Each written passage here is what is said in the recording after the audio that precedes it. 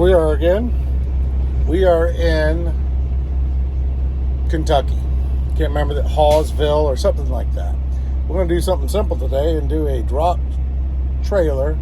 A drop-in hook basically is what it's called. So I'm going to take the trailer that I have, which is empty, and I'm going to pick up a trailer which is already preloaded by this company that I'm going to, and we'll show you how to do a drop hook.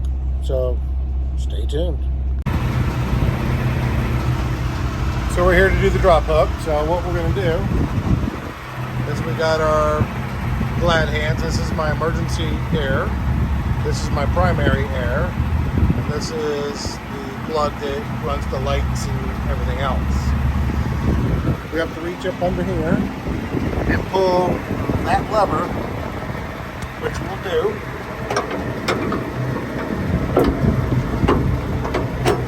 And it will hook on itself. And then that releases the pin that's in the hitch. And then we got to roll down our landing gear, which we're going to do. So I can't do that holding the phone, so be right back. I guess I sort of can.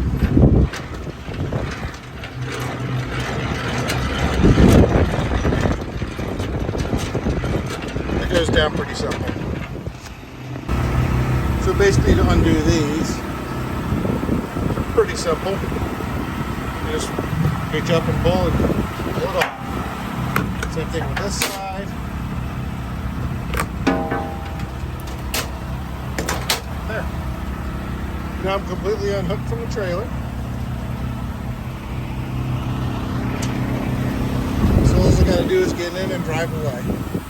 Landing gear is completely down. And my pin is pulled. Or my handle is pulled from my pin. So I found the trailer I'm going to. I got to hook up the fifth wheel, which is that right there. You pull that pin, it pulls a latch in here, and then it locks back around when you back into it. And it all hooks on that little tiny pin right there. So this one I'm going to drop the trailer, or drop the tractor a little bit. I've got airbags, so I'm going to drop this down a little bit so it fits right up underneath there and locks right on. Sorry, I can't do that while I'm driving.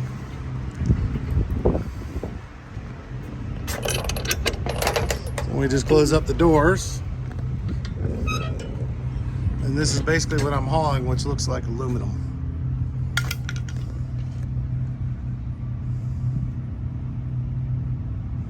Yep, it's aluminum rod. And there's a whole bunch of it down there, as you can look. And this one right here weighs, tell me, 6,201 pounds. That one coil.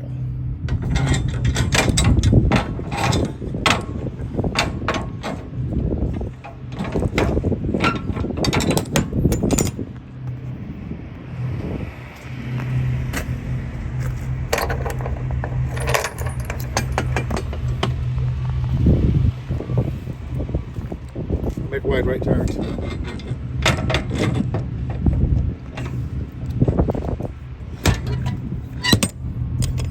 But then she'll give me a seal and I'll come out and reseal it. I gotta pick up my landing gear, then hook all my stuff back up and check all my lights.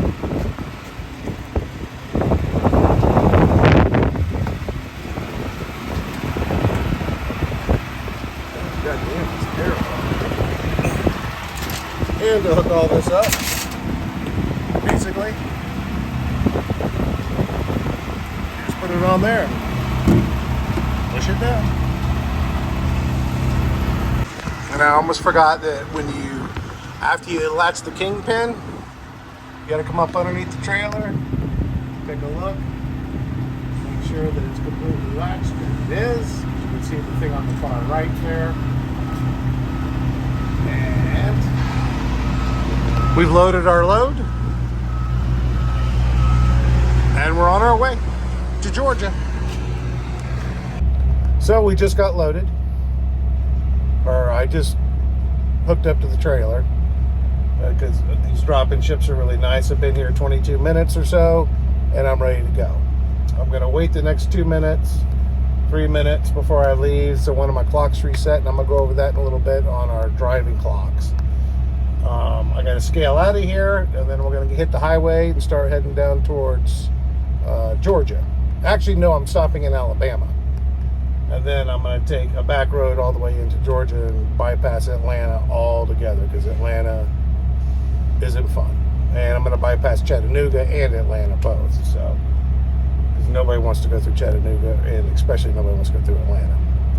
So, all right. Hey everybody, it's Rich and Argo again. Somebody wanted to know kind of about the inside of the truck a little bit, so I'm going to show you a little bit of the inside of the truck. What I'm driving is a Kenworth T680, and hopefully I'll throw a picture up from the outside. Some of the amenities that I have in here to make it a little bit like home is I do have a refrigerator. It's a small little chest refrigerator, which is right here. Holds maybe 15 cans of soda. I don't have a freezer. It can freeze, but I don't have it set up as a freezer at the moment. A little storage here and a little storage there. The bunk is here. Of course, Argo lays on the bunk all the time.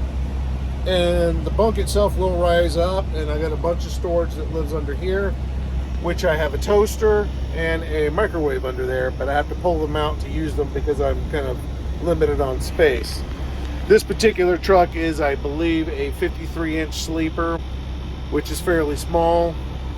But they go all the way up to 76, 80, and then past 100.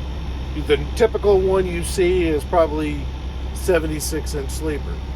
This one is not that. They designed these a lot to conserve weight, so that I can haul more weight in the back in a trailer than a normal truck can. So as far as the front of the truck goes, I got a GPS that lives over here. I got my CB right here.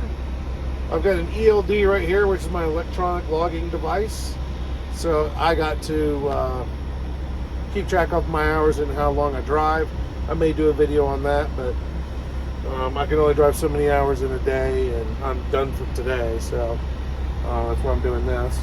I do have a satellite radio, and I obviously got a regular radio and a CD player, and I got a whole bunch of little buttons that I can push and gauges that I can look at. But that's kind of the inside of the truck. I'm trying to get myself out of the way here.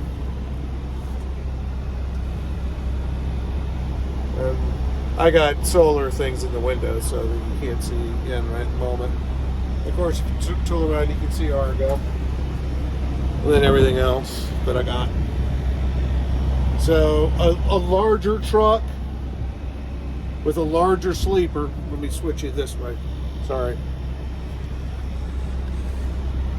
This would be back probably about 30 inches.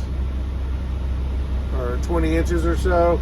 Then there would be stacks of shelving, and it would be wide enough to put a microwave up here and a TV and stuff.